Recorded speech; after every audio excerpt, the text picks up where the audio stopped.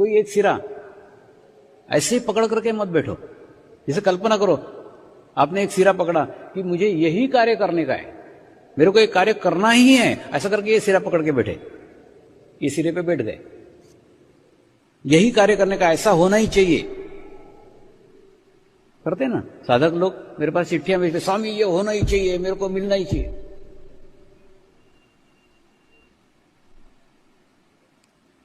गले पड़ जाते एकदम। और जब ये कोने पे नहीं मिलता, मन माफिक नहीं होता, फिर ये कोने पे आना पड़ता है। तो बहुत बड़ी यात्रा हो जाती है, इस कोने से इस कोने तक, ये सिरे से इस सिरे तक पहुंचना पड़ता है। ये सिरे पे मिलता है, ये सिरे पे नहीं मिलता है, तो मिलना ही चाहिए। ऐसा करके जब यहां पकड़ करके बैठते हो तो पूरी यात्रा करना पड़ती है यहां से यहां तक।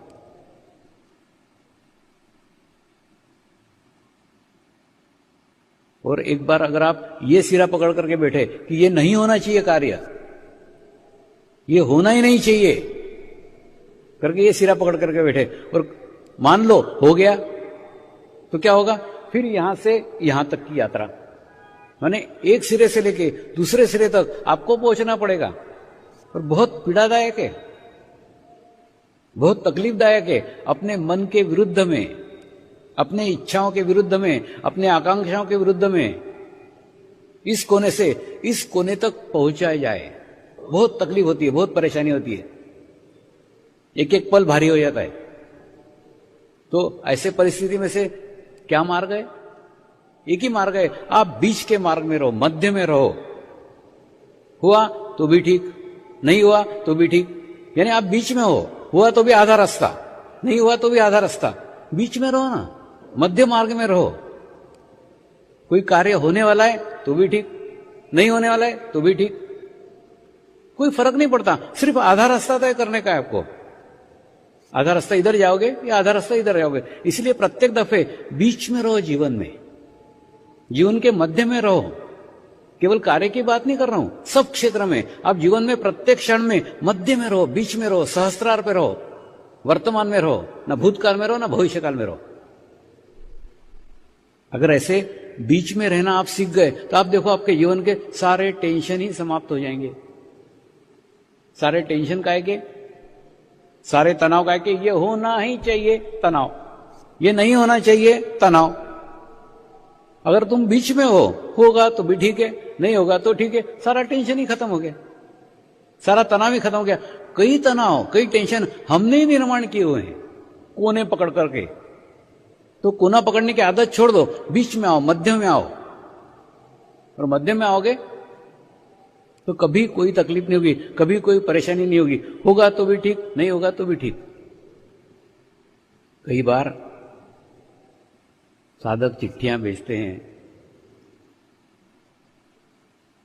प्रार्थना धाम में लिखाते हैं, गिड़गिड़ाते हैं, स्वामी जी ये मेरे को मिलना ही चाहिए, ये मेरे को मिलना ही चाहिए, बार बार बोलते हैं, मेरे लिए प्रार्थना करो, ये मेरे को मिलना ही चाहिए। और मेरी स्थिति तो वो माँ जैसी हो जाती है। फिर जैसे आपने देखा होगा ना, पहले छोटे छोटे पत्थरों के खिलौने आते थे, छोटे बच्चों के खिलौने भी पत्रे के। तो माँ जब किसी अपने बच्चे को किसी पत्रे के खिलौने से खेलते हुए देखती थी तो तुरंत उसके हाथ में से पत्रे का खिलौना छीन लेती थी। फिर लड़का रोता था, चिल्लाता था, कुछ भी करे तो भी वो पत्रे का खिलौना छीन लेती थी। क्यों छीन लेती थी?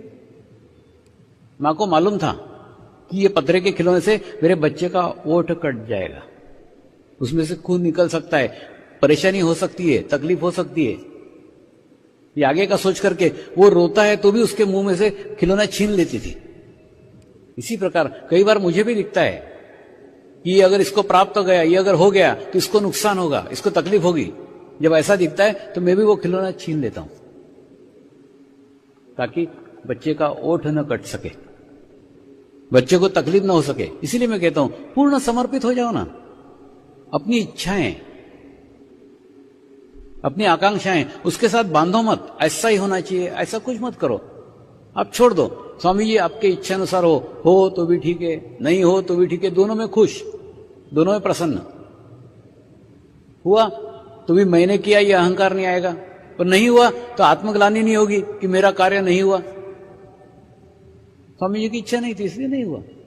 ये ऐसा मैं आपको कहता हूं ऐसा नहीं, मैं भी मेरे स्वामी को ऐसा ही समर्पित हूं। कोई कार्य हुआ तो भी ठीक है, नहीं हुआ तो भी ठीक है, दोनों में खुश, दोनों में प्रसन्न।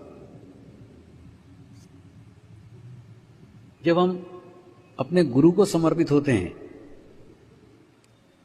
तो गुरु के माध्यम से एक बहुत बड़ी सामूहिकता के साथ जुड़ जाते हैं, एक बहुत बड़ी कलेक्टिविटी के साथ जुड़ जाते हैं, और वो कलेक्टिविटी का प्रोटेक्शन, वो कलेक्टिविटी का सुरक्षा कवच आपको 24 घंटे सदैव सब जगह प्राप्त रहता है। दुनिया के किसी भी कोने में चले जाओ, किसी भी देश में चले जाओ, वो प्रोटेक्शन आपके साथ साथ रहेगा, आपके पास पास रहेगा। आवश्यक नहीं कि आप कलेक्टिविटी में ही हो, ध्यान कर रहे हो, मेडिटेशन कर रहे हो, चित्त से गुरु से जुड़े हुए हो। गुरु सामूहिकता में है ना, कलेक्टिविटी में है ना, वो लाखों लोगों से जुड़ा हुआ है ना, तो लाखों लोगों की कलेक्टिविटी, सामूहिकता आपको उसके माध्यम से मिल जाएगी। और एक बार आप सामूहिकता में चले गए, एक बार आप कलेक्टिविटी में चले गए,